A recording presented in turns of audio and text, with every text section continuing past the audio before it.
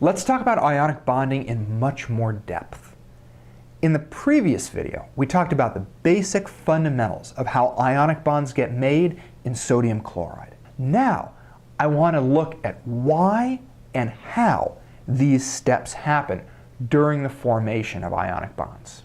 In order to really understand what's going on in ionic bonding, we have to take a look at the individual electrons that live in sodium and live in chlorine.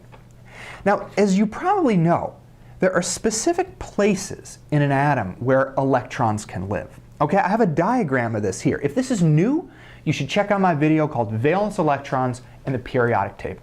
Anyway, each one of these little circles represents a spot that an electron can live in an atom. And you'll see that these little electron spots are arranged in rings around the nucleus of the atom. Each one of these rings is called a shell or an energy level.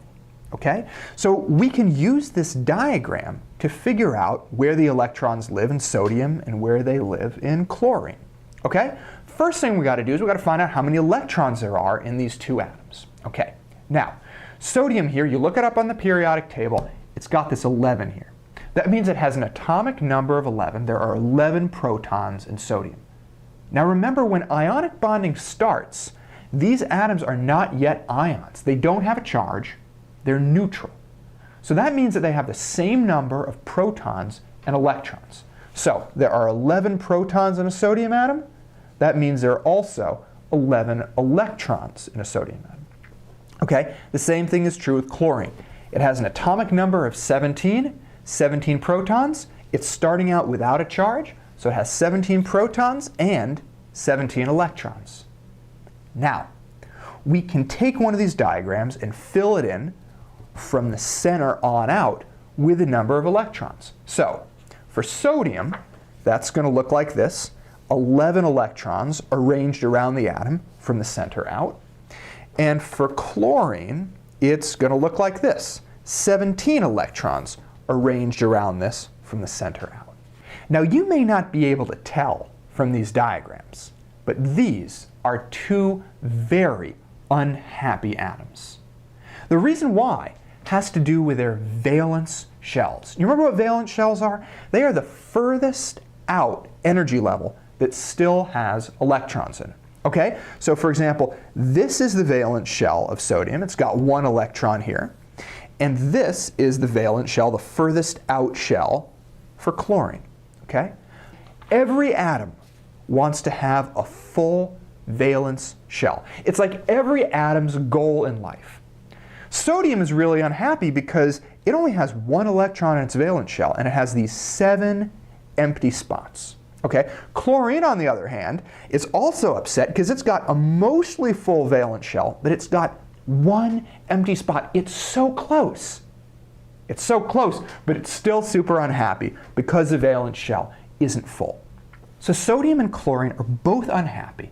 They both want to fix their situation. And in trying to fix it, that is how they're going to end up with an ionic bond. Okay, so how are sodium and chlorine going to get happier? How are they going to fix their situation? How are they going to try to fill their valence shells? Well, take a look at this. They can help each other out, okay? Chlorine has one spot left before it's able to fill its valence shell.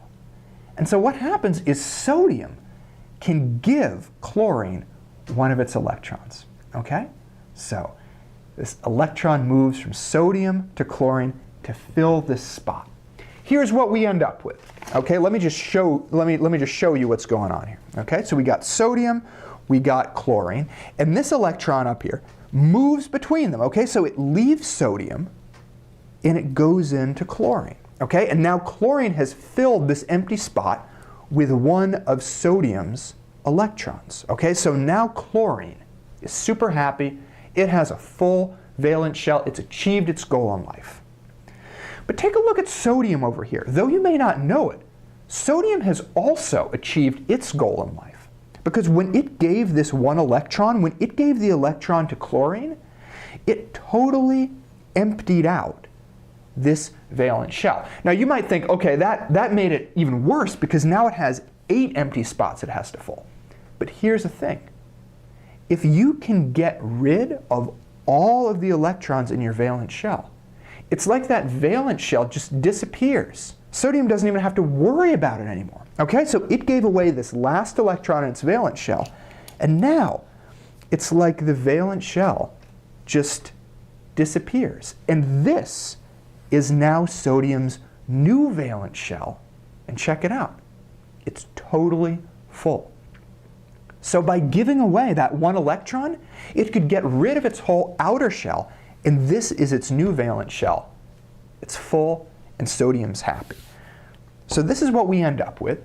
Let me just show you what the intermediate steps look like here. And this is what it looks like when sodium gave it away, and we can sort of think about it still having this outer shell. And here is chlorine with the new electron from sodium. So we've got step 1, step 2, step 3. Okay, so now chlorine has a full valence shell. Now sodium got rid of its old valence shell, and its new valence shell is totally full. They're happy.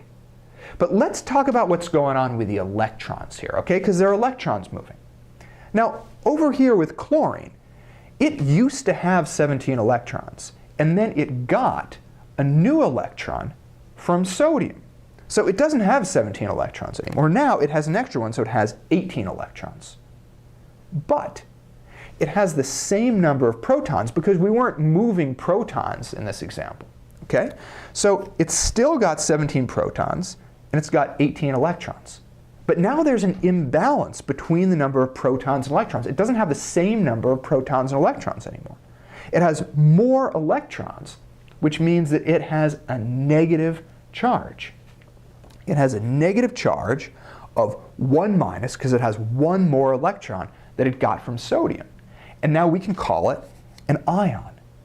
Now, sodium also became an ion, right? It used to have 11 protons and 11 electrons, the same amount, so it used to be neutral. But not anymore, because it gave away one of those electrons, so now it only has 10. But it's still got the same number of protons. It's got 11 protons with positive charge, and it's got more protons and electrons. One more proton. And that means it's going to have a positive charge, okay? It's going to have a 1 plus net charge, and it also is going to be an ion, an atom with a charge. So this guy over here has a 1 minus charge. This guy over here has a 1 plus charge. Now, as we've said before, they have opposite charges, so we could maybe kind of zoom out a little bit. Take a look at what these atoms are going to look like. Here we've got a chloride with a negative charge. We've got sodium with a positive charge, and they're going to stick together, just like we've shown here. And that is because opposite charges attract.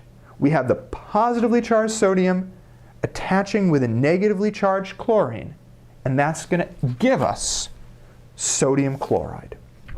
Sodium chloride.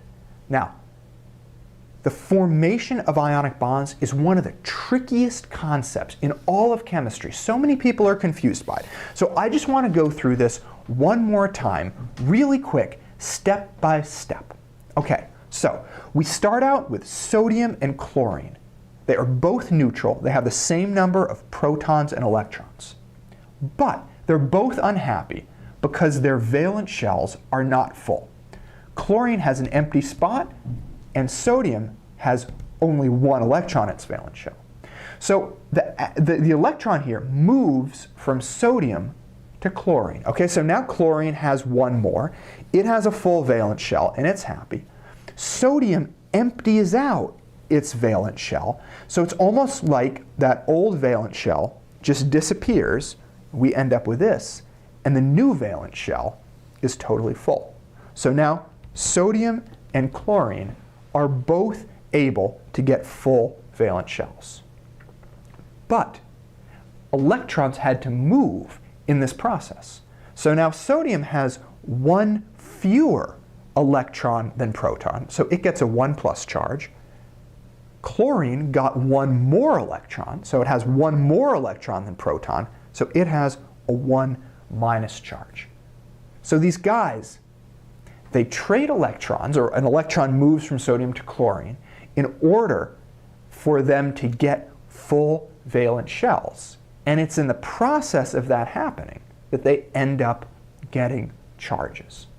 As I said, This is one of the most complex topics in chemistry. People have so much trouble with it. So I urge you to maybe check out this video again, watch it from the beginning, make sure you really understand it before you move on. And once you're good with this stuff, go on to the next video.